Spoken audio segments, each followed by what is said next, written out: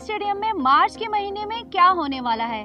अगर आप ये सारी डिटेल जानना चाहते हैं तो जल्दी से हमारे चैनल को सब्सक्राइब कीजिए, साथ ही बेल नोटिफिकेशन को क्लिक कीजिए।